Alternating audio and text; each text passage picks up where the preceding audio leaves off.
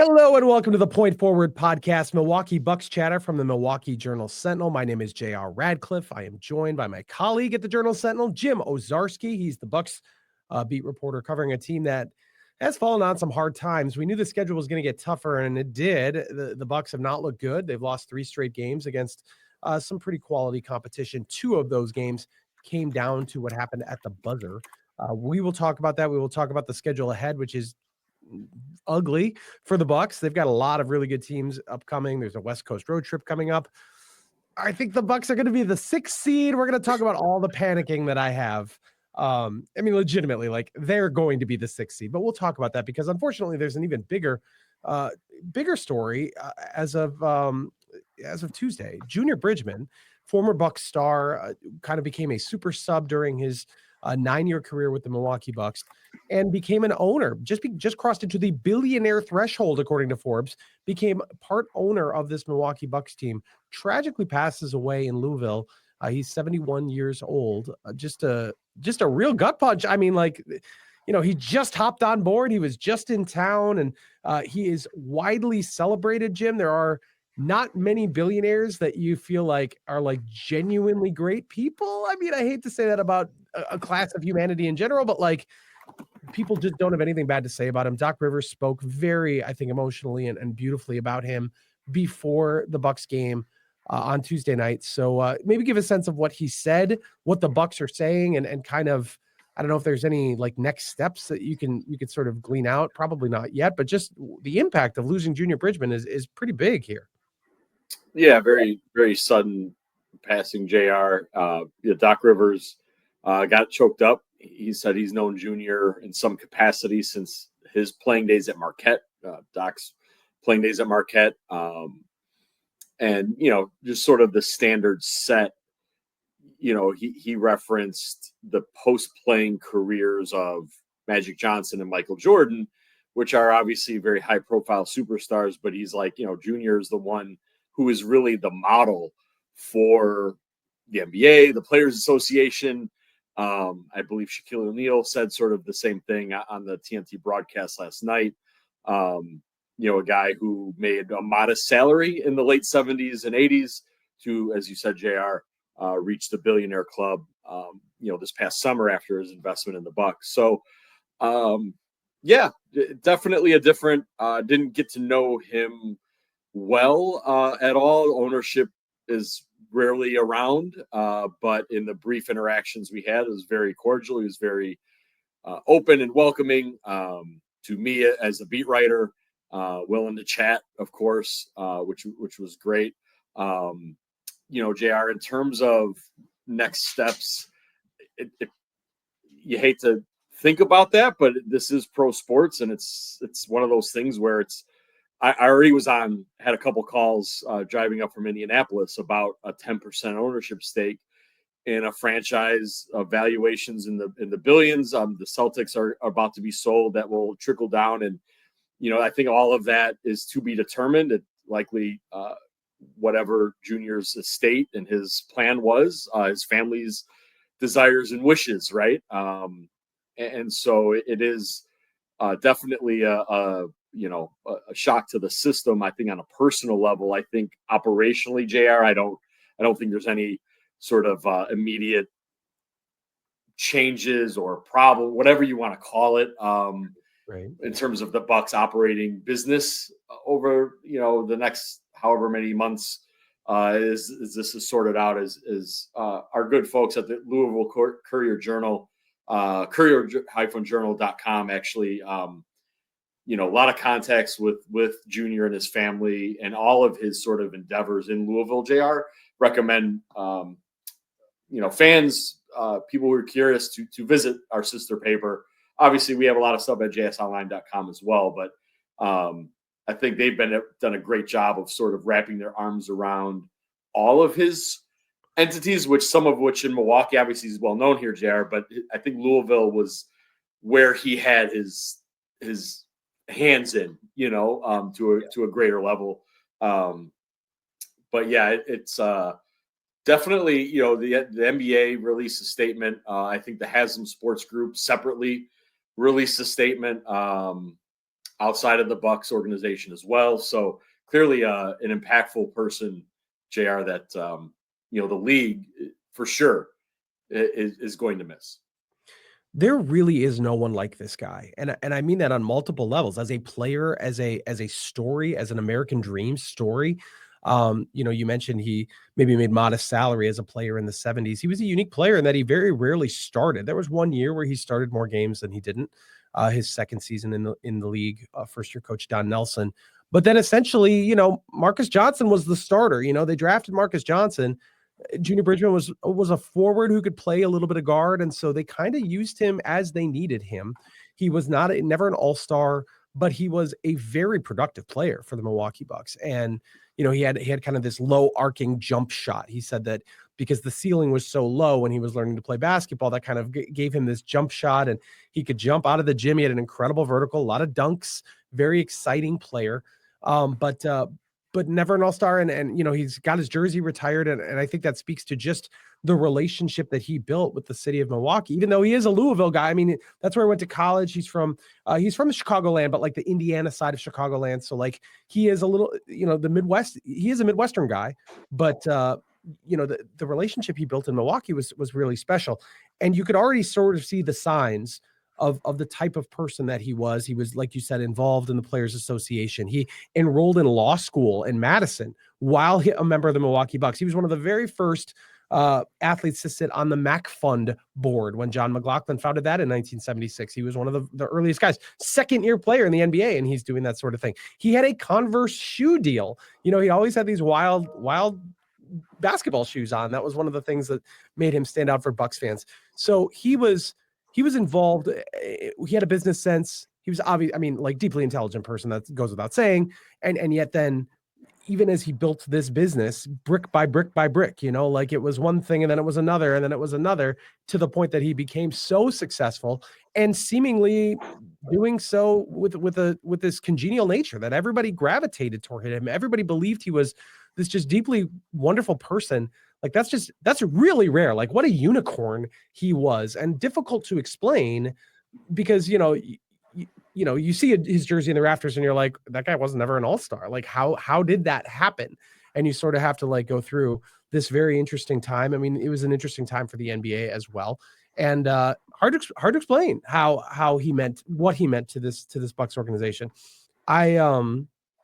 It's just like, it feels very sudden, like you bring him into the ownership team and he's, like, oh, this is so cool. Junior Bridgeman coming home to some degree to the Milwaukee Bucks.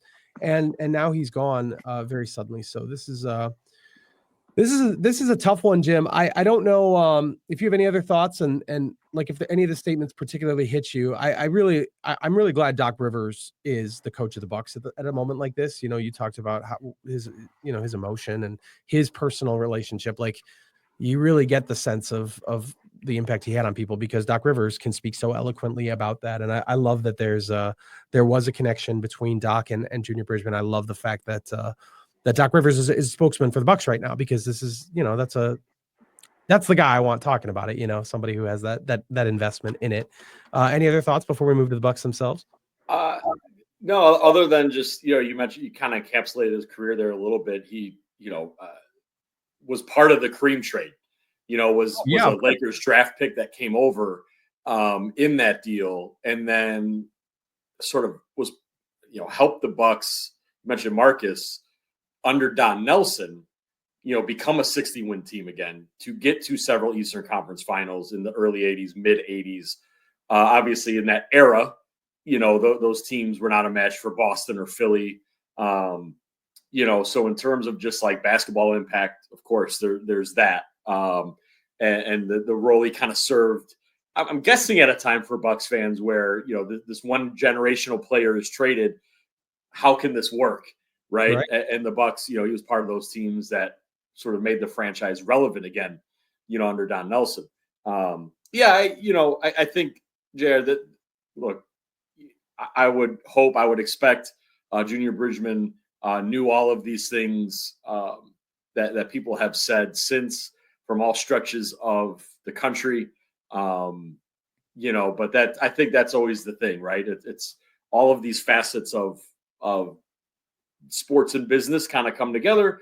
to offer sympathies to his family and sort of express their admiration for a life well lived. That clearly was cut kind of tragically short here. Yeah, tough to fill a void after Kareem gets traded. That's a wound that lives on in Milwaukee sports history, and yet he helped fill it. Him and Brian Winters, two very good players. Again, both jerseys retired, and then he goes out kind of with another blockbuster deal, a deal to the Clippers that brought Terry Cummings, Craig Hodges, and Ricky Pierce back to the Bucks, and those were pretty key contributors in the Milwaukee Bucks lexicon as well. Lexicon's the wrong word. The pantheon's the word. So difficult news. Let's switch gears as best we can to the Milwaukee Bucks themselves. Had a very disappointing loss on Wednesday night against the Indiana Pacers, had a 3-point lead with 3 seconds to go. Tyrese Haliburton takes an inbound, hits an off-balance shot that goes in, draws a foul, makes the free throw. Bucks lose essentially at the buzzer. That's a third straight loss and a tough one. Two of the last 3 games have come down to basically a last-second shot. The Bucks are healthy. They have, I think, all the pieces that they're going to have for the most part, Bobby Portis being the obvious exception, but I don't know what Portis's role is going to be when he comes back from suspension. And they're just missing something. And I wonder what you think it is. Giannis, people started talking about how Giannis hasn't been very productive. Damian Lillard as well in the fourth quarters, specifically yesterday. Neither guy really did much in the fourth quarter of a game where the Bucks were right there. I don't know if you feel like the newcomers have, Kyle Kuzma in particular, like, is there weakness there that wasn't there before, or just a different weakness that wasn't there before? Like, I don't know what does this team still need, because the schedule does not get easier from here. No, I mean, whatever it is that they need, they got to work with what they got, right? And Bobby isn't coming back till the last week of the season. So while I think he'll play one of the Detroit games, maybe both, those games will matter late in the year. But again, he's the guy who's been off at that point for a month. And so, look, JR, I mean, they are, they've been the quintessential 4th seed, right? They lost to Cleveland in not a competitive game, 0-9 against the Cavs, the Celtics, and the Knicks. And prior to this last week, they were, I believe, undefeated against Indiana, Orlando, Detroit, with 1 loss to the Hawks, I want to say, when Giannis was out before the trade deadline. I think that was Kyle Kuzma's first game. Yeah, that was a big collapse too. They were way up in that game. It was a disaster. Yeah, maybe a couple losses to the Hawks. So, I mean, they had done a good job of beating, these other teams, obviously a tier below the top 3 teams. Unfortunately, you lose to Orlando, you lose to Indiana, and now you're in this dogfight where you kind of have to beat the Pacers on this coming Saturday, JR, to claim the home court tiebreaker and win the season series. The Detroit games aren't for another month or thereabouts, so you can't really worry too much about the Pistons in a head-to-head fashion. But you're right; they are a game out of the 6th spot, or I guess a game and a half with the tiebreaker. It's all even. I mean, they're a game up in the loss column. So and they've currently have a tiebreaker with Detroit. So they're a playoff team. They're not going to lose 8 games in the standings. But you're right. Like, the Pistons and Pacers are young teams that are trying to win these. Not that the Bucks aren't trying to win, but they kind of know who they are. Now, to your point about the Bucks, I think they're still figuring that out. Like, for the first part of this post All-Star break run, I don't think, not coincidentally, Bucks won a bunch of games, got to 11 games over 500, within shouting distance of the Knicks again. And what were they doing? It was Dame and Giannis playing a lot of minutes together and just sort of getting by with bench-only units, or Kuzma with some guys, or maybe Taurean Prince. Kind of rough and offensively. We're doing a lot of heavy lifting there, kind of. And Doc Rivers admitted as much. He's like, yeah, this is probably not what we're going to do for the playoffs. And maybe we got a hint of it, JR, where playing the Cavs, playing the Pacers, staggered minutes again for Giannis and Dame, right? Where they're playing with the bench units. I think the problem is Giannis is still on a minute restriction. He is not playing over 34 per game. Dame hit 37 minutes against the Pacers, and Doc was like, that was over what he was supposed to play. So I don't know how much of this is factoring in, JR, where maybe a little, yeah. You know, in the playoffs, you would like to think Giannis will play 38 minutes. Dame plays 39. I don't know. Maybe they can't. Maybe they are 34 to 36-minute guys. I guess we'll find out.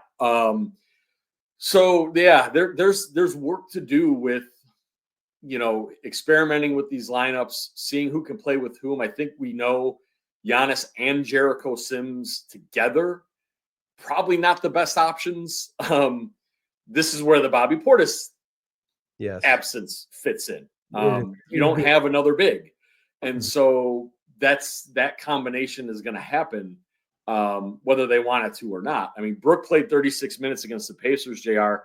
He can do that once a week, maybe. That's not something Brook can do on a nightly basis at this point. Especially if you want him to be like really effective, like he was against the Pacers, quite honestly. So yeah, right now I think they are a playoff team. They're going to play. Giannis said home court would be great for a round, but he's like, we've had home court the last 2 years and we've lost. So I think at least he's publicly not stressing about positioning, which is great. I would point out that the Bucks remain on an under 500 team on the road, and can they win 2 road games? I don't know. Their season right now shows that they probably can't. So, you're looking at a ceiling, JR, of like a second round team right now. I don't see. If I could sit here, if Doc were to link in here and want to break down the outline of where this is going, I could see, advancing to a conference final, because they always have the best player in every series, and that's gonna help them immeasurably. But that's a lot to put on Giannis, and so I don't know, JR. It's they're in a dogfight for some sort of home court here. We'll just have to see if they're playing, the Pacers. The Knicks, Jalen Brunson's hurt now, JR. The Knicks might slide. They're you would say the Bucks could be 6th, but also the Knicks could be 6th. I should say the Knicks should be 6th. They've got enough of a cushion there, but there could be some movement if the Bucks get hot again or the Pacers get hot again. So yeah, it could be a really interesting kind of 4 through 6 seeding for sure here in the coming weeks. Bucks have 18 games left. 2 of those games are against the Pelicans. There's 1 in there against the Suns. So I guess 1 against the 76ers, 1 against the Suns. If you're down on them or whatever, they're below average for sure. Every other team is tough, in my opinion. Miami Heat, I'm counting them. I know they have a losing record, but like every other team on that schedule is going to give the Bucks a push. And I think going 9-9 is pretty optimistic, to close the year especially considering 5 of these games are going to be consecutive road games on the West Coast. That, 45 wins, that's not bad. It's fine. But I do think the Pacers are going to finish ahead of them. And I do think the Pistons are going to finish ahead of them. You look at their schedules and they're pretty much easier than the Bucks. So as the 6th seed, if that is what happens to them, they do get that Knicks team. And so I want to ask more about the Knicks. Is that a team the Bucks can beat in the first round? Obviously, Jalen Brunson's health has a lot to do with that, but let's assume he'll be fine for the postseason. Can this Bucks team beat the Knicks team? Because I think you're probably more optimistic than I am. Shocker. I don't think so. I think that's a first round exit, and I don't know if the Bucks. I don't. The Bucks having gone through back-to-back first-round exits, it's understandable because of the injuries. But I think if it happens for real, because they just were not the better team, that is going to be a very cold reality for the people associated with the Milwaukee Bucks, I think. The Knicks, JR. No. The Bucks have lost by 22 and 34 points to the Knicks in their 2 games already. Granted, those were different versions of the Bucks. That first loss was way back on November 8th when Giannis called out the team. That was part of that 2-8 start. And then obviously Giannis calls the team out. they've dropped one more game, but then they start to turn things around, right? That other Knicks game, January 12th, the team laid an egg. There's no other way around it. It was one of a handful of disappointing losses. That was an effort that was not good. I guess we have to give this group its chance. Brunson is an issue for them. Karl-Anthony Towns was an issue for them. The Bucks host the Knicks on the 28th after that West Coast trip. Who knows how they're feeling coming out of Denver, a couple days beforehand. But on paper, the Bucks don't really score enough. Maybe they could slow the Knicks down to a degree, but the Knicks have one of the best offenses in basketball, JR. And, the trade for Kyle Kuzma, and now as we've seen Kevin Porter Jr. become more of a factor here, and I guess to a lesser degree, Jericho Sims, the trade, John Horst said, was made to give this team more options against a Knicks, a Pacers, a Celtics. Maybe Cleveland a little bit there. And right now they're 0-2 against the Cavs and the Pacers in their 2 games, right? So we'll see how this evens out. But yeah, if it's a 3-6 Bucks Knicks, probably not great, for Milwaukee. It's a 4-5 Bucks Knicks. Again, still probably not great. I don't think the Knicks are that good. They're also winless, I believe, against the Celtics and the Cavs. So clearly there is a line there, for sure. Right? But with the 2 best teams in the East and then everybody else, it's just that the Bucks have not been competitive against the Knicks to date, and it's been a long time since they played. So I guess we'll find out in a couple of weeks here, JR. I guess if you're looking for a silver lining, the Lakers are very hurt. No LeBron James. I believe when they played this Thursday after this podcast, their one big man, Jackson Hayes, and another big forward, Rui Hachimura, I believe, are still injured. So, Giannis by himself should have a field day against, I think the biggest Laker is 6'8", and that might be Austin Reeves. And that even kicks forward to next week. I don't believe LeBron James will be back at that point either. And so, yeah, they can beat the Heat. I get what you're saying. They'll beat the Heat. And so, yeah, you got Pelicans games. They'll beat Detroit in one of those 2 games, JR. I'm guessing they'll lose in Detroit, a home road back-to-back, end the season here in Milwaukee. So they're not going to get to 50 wins at this point now after this 3-game losing streak, but there's still a chance at a respectable enough record. But yeah, JR, they're going to have to beat some good teams and playoff teams: Pacers, Oklahoma City, Golden State, Lakers, Denver, Knicks. And then you've got some play-in teams in here too: Atlanta, Miami, etc. So yeah, we'll find out. We'll find out. If they can take care of business against maybe some teams they should, and then win some games against some good teams, which they haven't done a whole lot of. Yeah, I really thought after the Denver win, the really impressive win against the Nuggets, I really wanted to see them against Cleveland. They lost at the buzzer to Orlando. I thought Orlando played pretty well. It was a physical game like we thought it would be. And it came down to the buzzer. Damian Lillard has not been able to replicate that magic game-winning shot. He did have one last year against Sacramento, but I haven't seen it otherwise. Really wanted to see how they'd show up against Cleveland. You've seen teases that this team can be really, really good against elite competition. And then I thought Cleveland kind of bodied them, down the stretch. It wasn't a contest. That was dispiriting to me, because even though they can have plenty of games that are one possession either way, they haven't even been in the ballpark with Cleveland. I mean, there was a game earlier this year that was really close, but Cleveland and Boston and these teams ahead of them, they're just not in the ballpark with those teams. Really thought we might see some of that in this game. Before I let you go, how should we feel about Tyrese Haliburton? Because he's a little bit of an agent of chaos here. I love Wisconsinites, and he being an Oshkosh product, I'm always kind of pulling for the Wisconsinite to do well. But he makes this shot. He may have stepped out of bounds before he did it. I don't know, man. The call was kind of weak, but whatever. He's always been a little bit in the face of the Milwaukee Bucks and their fans. How do you feel about him? Is he Is he trouble? Is he a rival? Is he the enemy? Is he really good? Like, I don't even know if I can answer that. Like, I mean, he's obviously not Yeah, bad. he's an all-star. He's an Olympian, a gold medalist. Of course, he's very good. Yeah, okay. He is a gold medalist on paper, and he is an all-star previous years. But just those caveats, please. No, he's a very good player. Franchise face of the franchise, and for the Pacers. I guess what I'd equate him to, and now JR is he's maybe gonna be Bucks fans' version of Isaiah Thomas.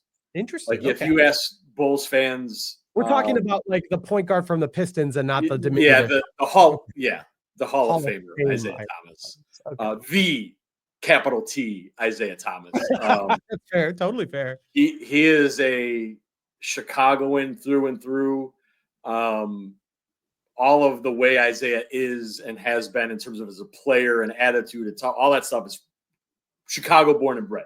You would not know that Isaiah Thomas is from Chicago. Like Bulls fans, I think, the folk where he grew up and St. Joe's, the high school, appreciate Isaiah and that, but he went to Detroit and they won a bunch of titles. They literally beat up the Chicago Bulls for many years. And so, yeah, I would say Isaiah is probably more of he's more of an icon in Michigan at this point. And maybe Indiana than his hometown and home state. Yeah. Maybe. So Tyrese, I think, is on his way, right? There's an NBA Cup theatrics in Vegas. There's, another. He didn't tap the wrist.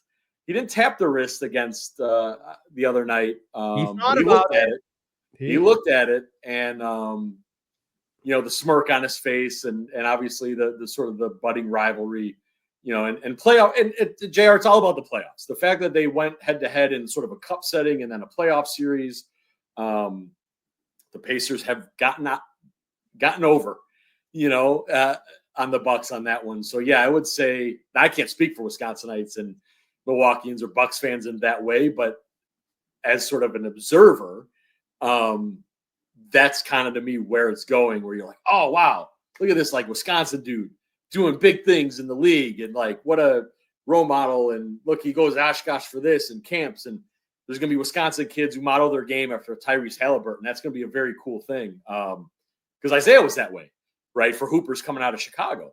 But like Bucks fans, I think, yeah, he's I think gotta be top 1A guy, like Bucket, right? Like, I mean, maybe it's still Tatum and Brown, maybe. They're in such a different category now. I don't even know if Bucks fans are thinking about them. It's more like, what is this little mid-market, small market team that's right down the road a little bit.